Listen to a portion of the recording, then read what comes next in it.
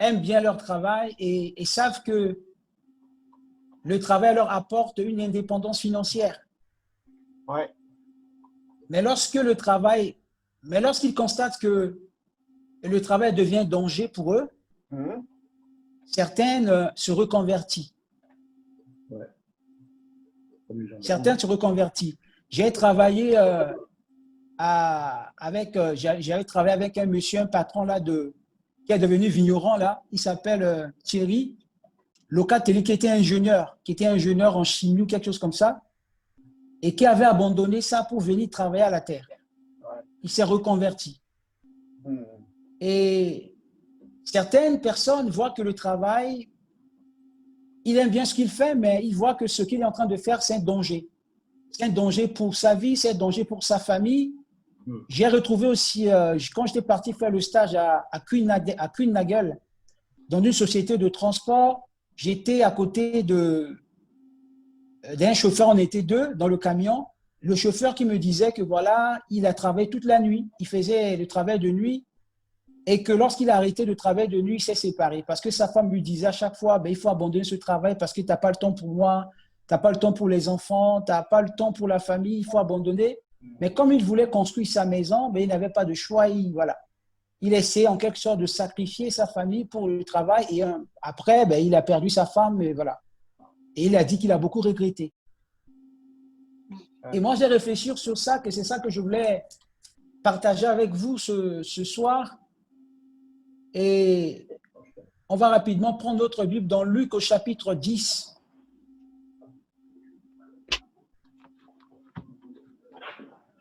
Luc au chapitre 10, les versets 38 à 42.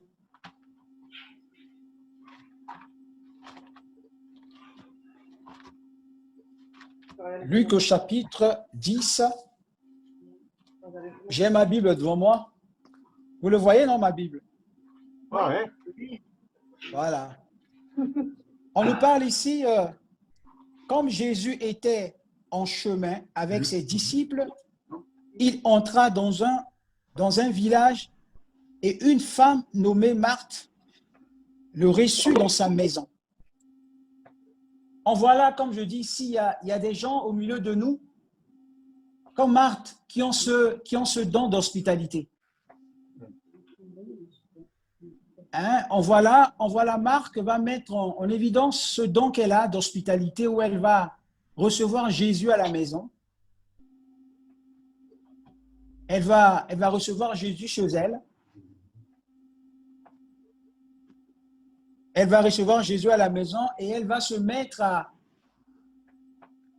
préparer à Jésus. Elle veut bien faire un repas très bien fait pour Jésus. Elle veut vraiment le recevoir.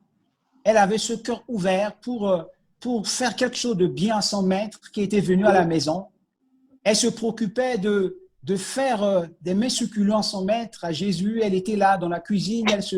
Elle voulait faire quelque chose de bien au Seigneur. Et moi, j'ai dit que l'image de Marthe, ici est l'image de chrétiens qui aiment plus servir Dieu que son sauveur. Vous voyez? Il y a des chrétiens qui sont comme Marthe. Ils prennent beaucoup du temps dans le service. Ils aiment beaucoup le service. Ils aiment beaucoup le service et le service peut être un danger pour leur propre relation avec Dieu. Dieu ne refuse pas qu'on puisse le servir, hein. Dieu ne refuse pas qu'on puisse faire quelque chose à l'église. Mais ce qui est important d'abord, c'est notre relation avec Dieu. Ce qui est important, c'est pour cela qu'au début de cette réunion, on partageait avec les Cassidiques, cette pandémie est venue nous amener à rentrer à nous-mêmes et à voir notre relation avec Dieu. Parce qu'on n'a plus le temps d'aller à l'église le mardi, parfois le vendredi pour prier.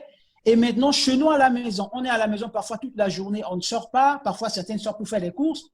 Et à la maison maintenant, seul, on peut avoir le temps peut-être de lire la Bible, on peut avoir le temps peut-être de prier. Vous voyez? Là, on va essayer maintenant de s'approcher encore plus de Jésus. Et on voit là Marthe. Qu'est-ce que Marthe fait? Quand elle a reçu Jésus chez elle, elle est allée directement à la cuisine, ce qui n'est pas mauvais. Ce n'était pas mauvais ce qu'elle fait. Mais on va voir la réponse de Jésus vis-à-vis de ce qu'elle a fait. On va lire le verset. Elle avait une sœur nommée Marie qui s'était assise aux pieds du Seigneur, écoutait sa parole. Marthe s'occupait à des divers soins domestiques. Survint et dit, Seigneur, cela ne te fait-il rien que ma sœur me laisse seule pour servir? Dis-lui donc de m'aider. Vous voyez un peu la façon dont, quand la Bible utilise la phrase ici, elle dit, mais Seigneur, est-ce que tu ne vois pas que je suis en train de peler dans la cuisine? Seigneur, est-ce que tu ne vois pas que je suis en train de te faire de quoi manger là-bas et ma soeur n'a rien à voir avec ce que je suis en train de faire. Elle ne veut pas partager la tâche avec moi. Elle ne veut pas venir avec moi dans la cuisine pour m'aider à te faire à manger. Et vous allez voir la réponse de Jésus. Et c'est pour cela que j'aimerais partager avec vous ce soir que nous devons faire attention dans le service pour le Seigneur. Même étant pasteur, étant serviteur de Dieu, nous devons faire attention. Ce n'est pas seulement que Dieu m'a appelé seulement de prêcher, et je n'ai pas le temps pour prier pour moi personnellement. Moi, je n'ai pas mon temps pour me dédier à Dieu dans ma relation avec Dieu, dans mon temps de prière avec Dieu, dans mon temps où je dois chercher la face de Dieu personnellement pour moi.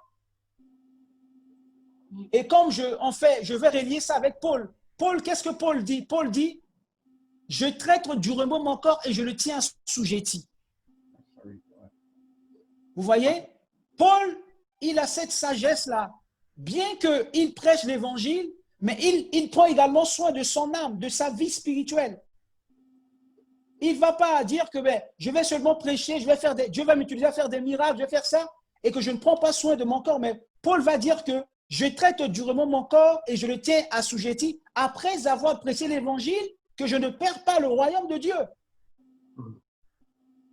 Donc, on doit faire attention au service parce que le service, si on ne fait pas attention au service, le service va nous laisser à côté.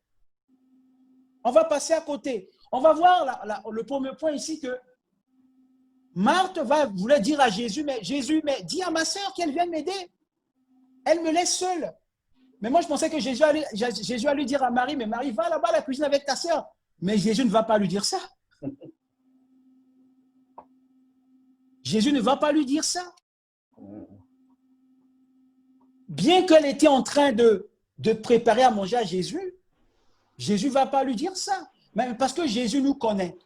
Il connaît notre intention. Il connaît ce qui est dans notre cœur. Il y a certaines personnes qui ont pris le service. C'est comme s'ils vont être sauvés à travers ce qu'ils vont faire pour le Seigneur. Certaines personnes pensent que en faisant ça pour le Seigneur, je vais être sauvé. En donnant ça pour le Seigneur, je vais être sauvé. En faisant ceci, en faisant cela. Non. On fait les choses de Dieu par l'amour qu'on a pour le Seigneur. C'est cet amour qui nous pousse à le servir. Et on voit là, dans la réponse de Jésus, qu'est-ce que Jésus va dire?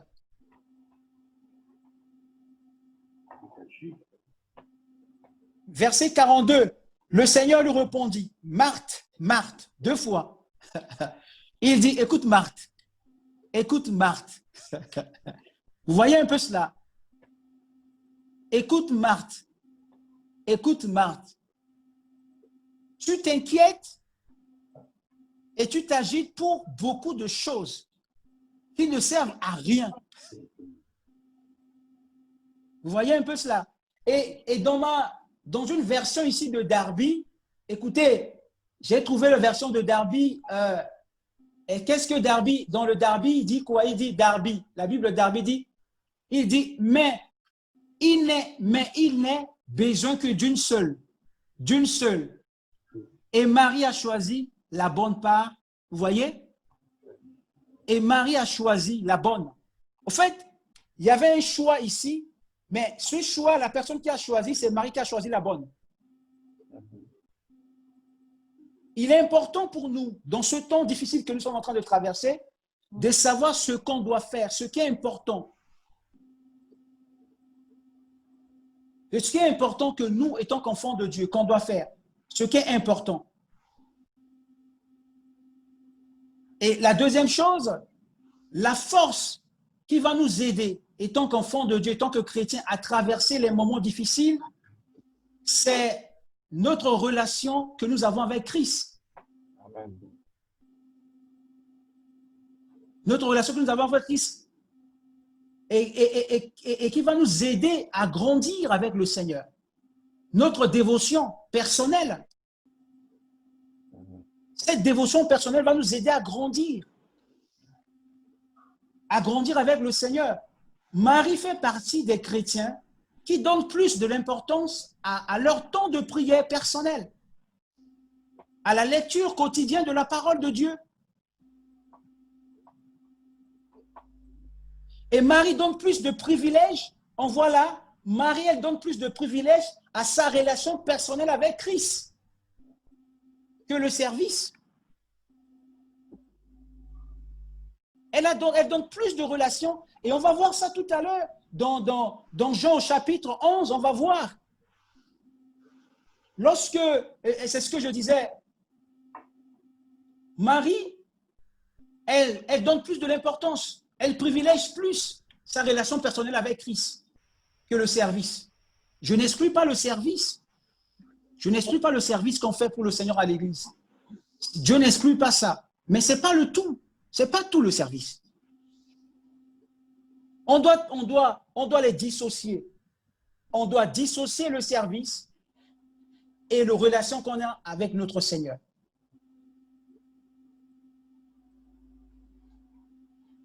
Et si nous ne faisons pas attention, on peut facilement tomber dans la religiosité et oublier ce qui est essentiel. En réalité, celui ou celle qui vit sa vie chrétienne comme Marthe, quand va arriver la tempête, il ne restera pas longtemps debout. Celui qui vit sa vie chrétienne comme Marthe, lorsqu'il va arriver la tempête, il ne restera pas longtemps debout.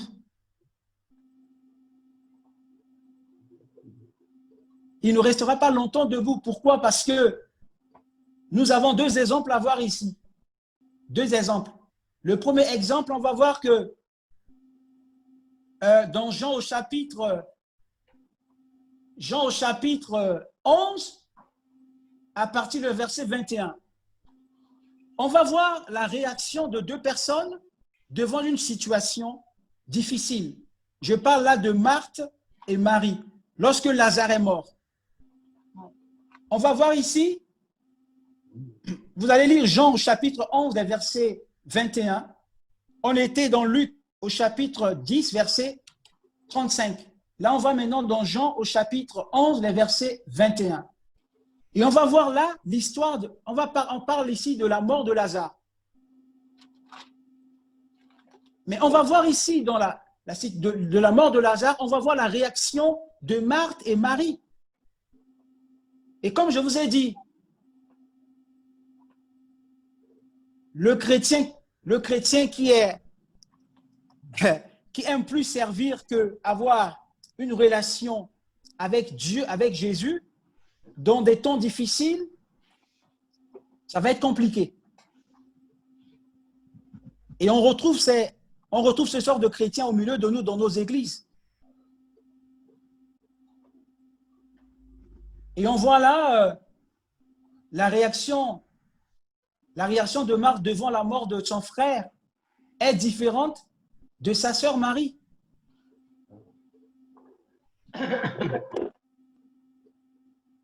La réaction de Marthe est différente de sa sœur Marie.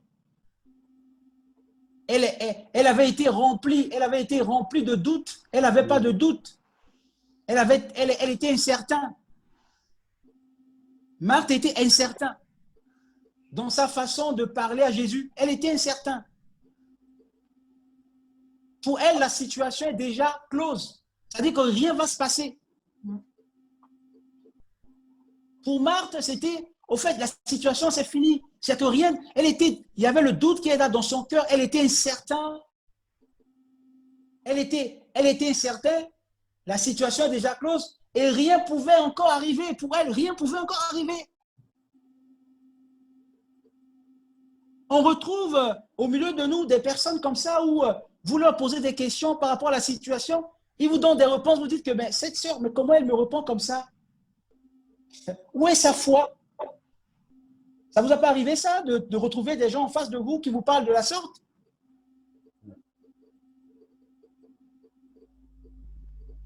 Et exactement, on va voir que si on va lire les versets 21, les versets 22, les versets 23, même que Jésus était venu, mais pour elle, rien ne va se passer. Seulement la résurrection des morts, dans son point de vue. On voit bien qu'elle est restée plus dans la contestation. On voit bien qu'elle est restée plus dans la contestation. Vous voyez? Pour elle, il y avait, Jésus est venu, mais bien que Jésus est là, certaines personnes disent que ben, mais j'ai Jésus dans ma vie, mais rien ne se passe. C'est que la situation que je traverse, ça ne change pas. Et vous ne voyez pas, pasteur, vous ne regardez pas, frère, que ça vous ne regardez pas que j'ai prié avec ça et ça ne bouge pas, ça ne change pas. Mais vous avez des réactions des chrétiens comme ça, devant vous, qui vous disent des choses comme ça, pareil. Mais oui, mais c'est depuis que je pense que ça devait changer, mais ça ne change pas. Mais bien que Jésus est en elle, mais elle te dit ça. Hein? Le doute est là, l'incertitude est là, il y a ça, il y a la contestation qui est là.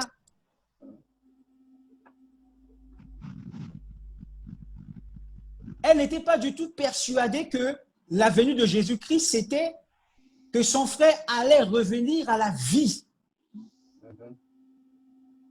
Vous voyez? Jésus était là, il y avait la vie pour son frère. L'espoir était là pour elle, mais elle n'avait pas d'espoir.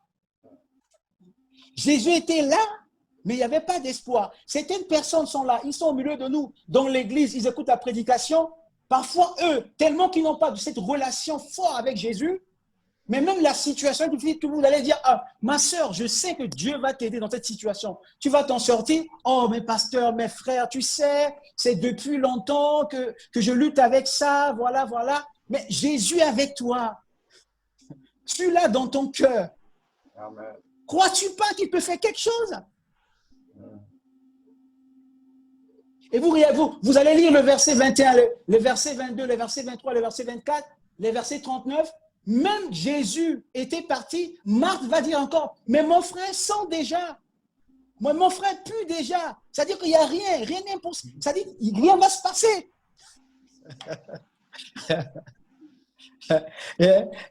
Mais Jésus, tu vas aller là-bas, mais il sent déjà. Il sent. Ça ne sert à rien d'aller là-bas, Jésus. Ça ne sert à rien parce qu'ils sont déjà. Et on peut retrouver des personnes comme ça, des chrétiens comme ça, comme Marthe, parce qu'elle n'a pas ce ton avec Dieu. Elle n'a pas ce ton avec Jésus. Elle veut seulement servir, mais elle ne prend pas son temps avec Jésus. Et c'est important pour nous de prendre nos temps avec Jésus. Et quand on prend du temps avec Jésus, on grandit avec Jésus. Et il y a des situations qui vont arriver dans notre vie que le Seigneur va nous aider à les surmonter. Même que la situation est là, on va garder la foi. On va être plus fort. Et c'est pour cela qu'on va voir Marie. Voyons un peu Marie. On voit bien que la relation de Marie est vraiment contraire à celle de sa sœur, Marthe. Si on va lire le verset, je pense, Jean, j'aimerais qu'on puisse lire, hein, s'il vous plaît, excusez-moi. Je ne vous ai pas lu le verset. On va lire Jean au chapitre. Je vais commencer au verset 21 rapidement pour lire. Marthe dit à Jésus, Seigneur, si tu eusses été ici, mon frère ne serait pas mort. Mais maintenant même, je sais que tout ce que tu demandes à Dieu, Dieu t'accordera. Jésus lui dit, ton frère ressuscitera. Je sais, lui répondit Marthe, qu'il ressuscitera à la résurrection au dernier jour. Vous voyez un peu ce que je vous ai dit. Ça, c'est la réponse de Marthe. Jésus lui dit, je suis la résurrection et la vie. Celui qui croit en moi vivra, quand même il serait mort. Et quiconque vit et croit en moi ne mourra jamais. Crois-tu cela? Elle dit, oui, Seigneur, je crois que tu es le Christ, le Fils de Dieu, qui devait venir dans le monde. Ayant ainsi parlé, elle s'en alla, puis alla appeler secrètement Marie, sa sœur, et lui dit, le maître est ici. Et lui dit, le maître est ici, et il te demande. Dès que Marie eut entendu, elle se leva promptement et elle alla vers lui, car Jésus n'était pas encore rentré dans le village, mais il était dans le lieu où Marthe l'avait rencontré. Les Juifs qui étaient avec Marie dans la maison et qui le consolaient, l'ayant vu se lever promptement et sortir, la suivirent, disant, elle va au sépulcre pour y pleurer. Lorsque Marie fut arrivée là où était Jésus, qu'est-ce qu'elle a fait? Vous allez voir ici, vous allez voir la différence de Marie. Vous allez voir la différence de Marie ici. Verset 32. Lorsque Marie fut arrivée là où était Jésus, tout a changé ici. Vous voyez là? Marie est arrivée là où était Jésus. Qu'est-ce qu'elle a fait? Quelle est sa réaction en voyant Jésus? Est-ce qu'elle a douté de ce que Jésus allait faire? Elle a utilisé seulement une seule parole. Elle a dit seulement, si tu étais là. Voyez, verset 32. Elle a dit, Seigneur, si tu as été ici, mon frère ne serait pas mort. Jésus, la voyant pleurer, et les Juifs qui étaient venus avec elle frémit en son esprit, fut tout ému, et il dit, où l'avez-vous mis? Et il y a un verset, le verset 31, dit que le fit et elle tomba à ses pieds. Elle tomba à ses pieds. On voit la grande différence ici. Lorsqu'elle savait que Jésus était dehors, elle venait tomber à ses pieds. La position qu'elle plaçait, tu vois, elle est venue tomber aux pieds de Jésus. Cette position de l'humilité, cette position de l'adoration. Elle va dire à Jésus, quels que soient mes problèmes, tu es toujours mon Dieu et je t'aime. Quel que soit mon frère n'est plus là, mais tu es là. Et je t'adore. Et je suis à tes pieds.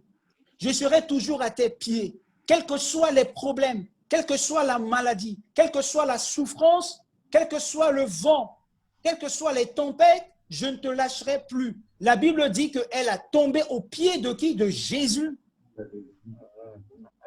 C'est ça qui fait toute la différence entre Marthe. Parce que Marthe n'a pas développé en elle-même cette relation avec Jésus, avec Dieu, ce qui fait qu'elle était dans l'incertitude, elle était dans le doute. Elle ne croyait plus que Jésus allait faire des choses comme ça. Mais Marthe avait compris que le Seigneur est là. Mes frères et sœurs, nous devons savoir que notre relation avec Dieu paye. Paye dans des temps difficiles. Paye lorsque tout devient difficile devant nous et que personne sur la terre ne peut pas intervenir. Nous allons garder cette confiance personnellement. Je parle individuellement ce soir que dans notre vie, dans notre propre vie, dans notre relation avec Dieu, quel que soit ce qui va arriver dans ce monde que nous sommes en train de traverser, mais lorsque nous sommes en relation avec Dieu, avec Jésus, nous allons toujours garder cette confiance en lui, que quel que soit ce qui arrive, il est au contrôle de notre vie. Et Marie était sereine que Jésus était là. Quand elle a vu Jésus, elle est tombée aux pieds de Jésus. Et vous voyez ce que Jésus a fait? La réaction de Jésus a complètement changé. Et la Bible va dire derrière que Jésus a pleuré. Jésus va demander où est-ce que vous l'avez mis?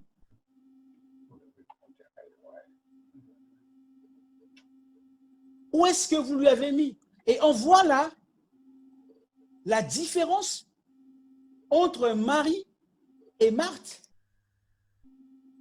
et sa façon de s'approcher de Dieu et la façon de Marie de s'approcher de Jésus. Et on doit savoir que nous sommes tous des chrétiens, nous sommes tous des enfants de Dieu, mais chacun a sa façon, a sa manière de s'approcher de Dieu. Et chacun a sa manière de voir des situations qui arrivent dans sa vie différentes. Et on voit là, Marie a eu un aperçu différent de la situation. Son frère est mort, Jésus est arrivé. Je suis persuadé dans son cœur, elle dit, je vais voir mon frère revenir. Comme le maître est là, je vais voir mon frère revenir. Et ce que Dieu attend de nous, c'est ça.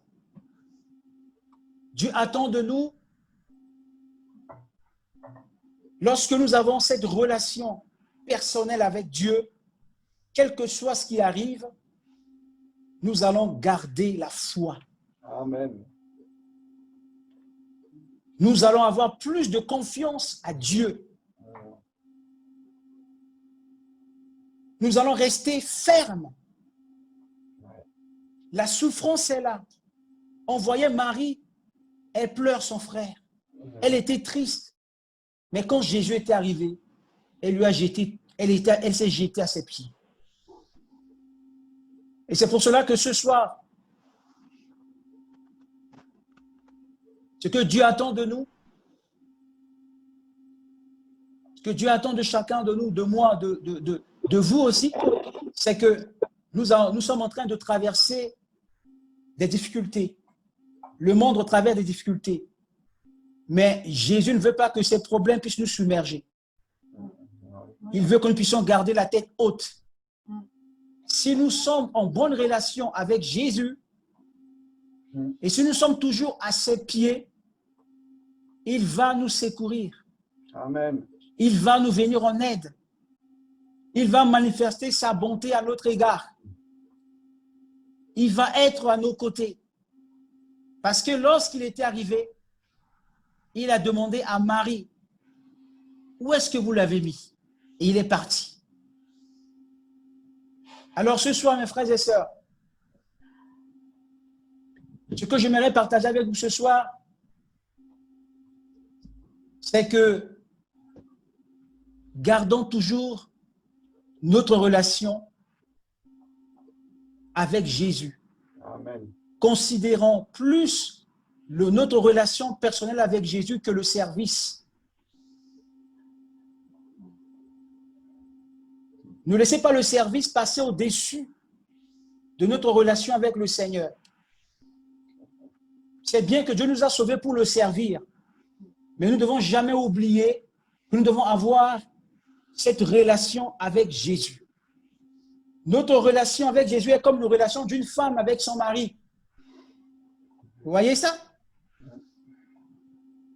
C'est important. Hein?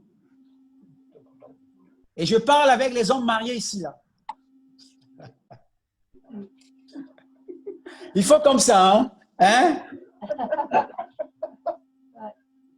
Et c'est important ça. C'est important. C'est important.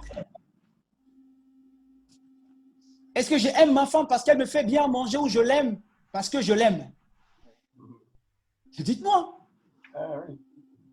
J'aime ma femme parce qu'elle me fait bien manger. J'aime ma femme parce que elle nettoie bien la maison. J'aime ma femme parce qu'elle nettoie bien, elle fait bien ça, elle fait bien ça. Ou je l'aime parce que je l'aime. C'est ça la différence. Je l'aime parce que je l'aime, j'ai l'amour pour elle. Alléluia.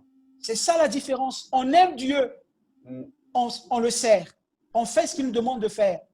Mais on doit savoir que l'amour qu'on a pour lui, de rester en communion, de rester dans la présence de Dieu, de rester dans la prière, c'est ça qui est très important. Pourquoi certaines personnes, ils ne restent pas longtemps dans leur mariage, dans leur vie de couple? Pourquoi? Parce qu'elle a marié sa femme, peut-être il aimait que sa femme elle faisait ça bien, mais comme elle ne le fait plus, ou elle n'a plus la force de faire, eh bien, il n'y a plus d'amour. C'est pas ça. C'est pas ça avec Jésus. C'est l'intérêt. Jésus ne va pas nous accepter parce que on n'a pas fait ça. Non, Jésus nous aime et nous aime, c'est tout. C'est pas que je fais ça que Jésus m'aime, non. Jésus, il m'aime et je l'aime. Et c'est ce que Dieu attend de nous. Et c'est ce que Marie, elle a fait. Elle adore Jésus. Elle aime Jésus. Elle aime passer du temps avec Jésus. Elle aime passer du temps dans la présence de Jésus. Et nous devons avoir ça, avoir du temps avec Jésus. C'est bien d'être à l'église, de prier ensemble, mais il faut qu'on puisse avoir notre temps dans la présence de Dieu. C'est important. Et c'est ce que j'aimerais partager avec vous ce soir. Et là, Jésus a dit, Marthe, Marthe, tu t'inquiètes de beaucoup de choses. Mais Marie, elle a choisi la bonne part que personne peut l'ôter, peut venir voler. Vous savez que la chose la plus précieuse que nous avons, c'est la foi. C'est la foi.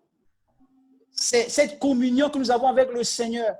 C'est la présence de Dieu que nous en avons dans notre cœur, dans notre vie.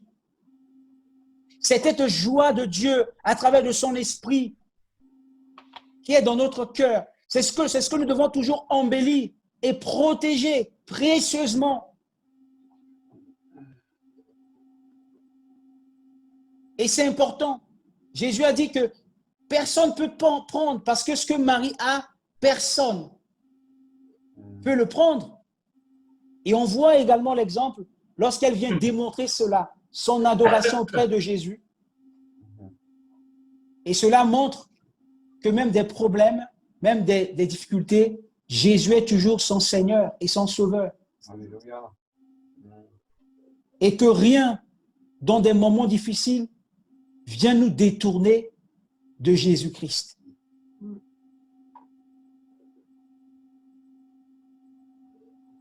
Que rien vient nous détourner de Christ, qui est le tout pour nous. En conclusion, nous devons garder ce qui est de précieux. Nous devons garder de ce qui est de précieux. Ce qui est de précieux que nous avons, c'est le salut. C'est la foi.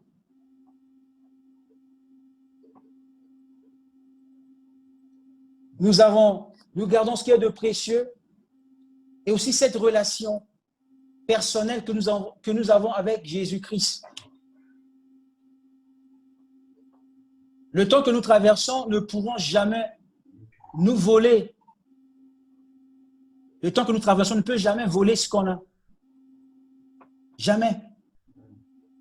Gardons précieusement la foi et gardons précieusement nos temps que nous en avons. Amen. Précieusement nos temps de relation que nous passons avec le Seigneur.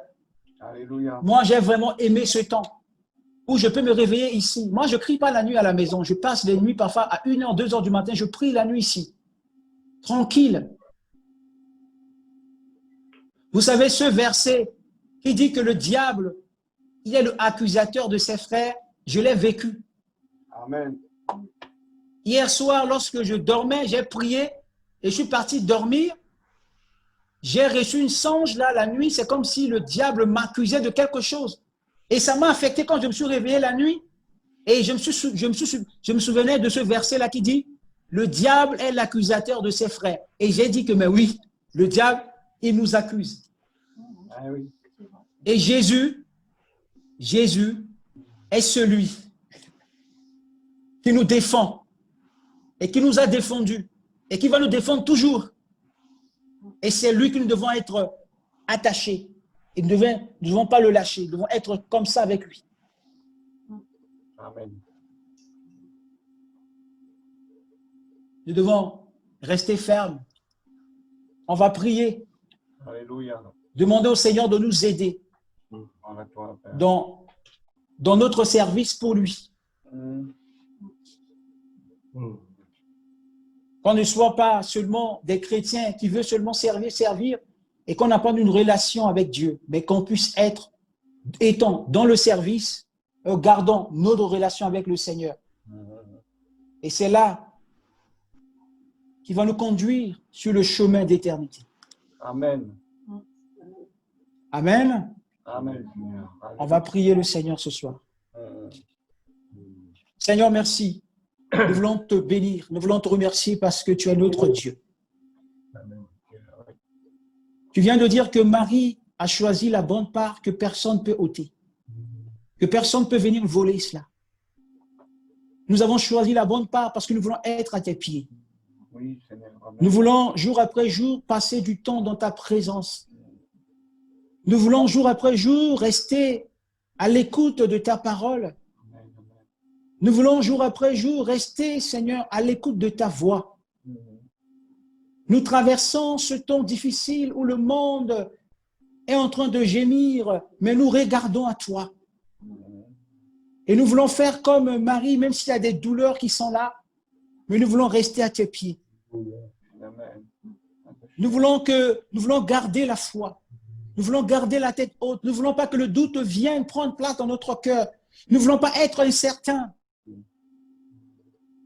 Nous ne voulons pas rester dans la contestation, mais nous voulons croire que même si les problèmes sont là, mais tu es toujours là. Amen. Et quand tu es là, tu donnes la solution. Et quand tu es là, tu agis. Quand tu es là, tu manifestes ta puissance. Quand tu es là, tu guéris les malades. Quand tu es là, tu restaures, Seigneur. Et nous voulons croire, quel que soit ce qui arrive sur cette terre, tu vas être à côté de nous. Amen. Ton regard de Père est sur notre vie. Tu vas veiller sur nos vies, Seigneur. Et nous voulons, Seigneur, te dire ce soir que nous t'aimons plus que tout au monde. Amen. Et nous voulons rester attachés à toi. Amen. Alors, Seigneur, bénis mes frères, bénis mes sœurs, bénis leurs maisons, bénis leurs enfants, bénis leurs petits-enfants. Garde-nous dans notre relation avec toi. Enlève tout ce qui n'est pas de toi, qui peut faire obstacle à notre temps de prière, notre temps de méditation. Repousse toute distraction et aide chacun de nous à rester en communion avec toi, Oui, amen. à rester encore dans cette bonne relation avec toi. Amen. Oh Seigneur, bénis ton Église ce soir. Nous te glorifions parce que tu es notre Dieu. Nous te glorifions parce que tu as donné ta vie à la croix pour nous. Nous te magnifions parce que tu as laissé le trône et tu es descendu et tu t'es identifié à nous et tu as pris notre place à la croix. Sois glorifié ce soir pour ce que tu es dans la vie de chacun de nous. Amen. Béni sois-tu Jésus, dans le nom de Jésus. Gloire à Amen. notre Dieu. Amen. Amen. Amen. Amen. Amen. Amen.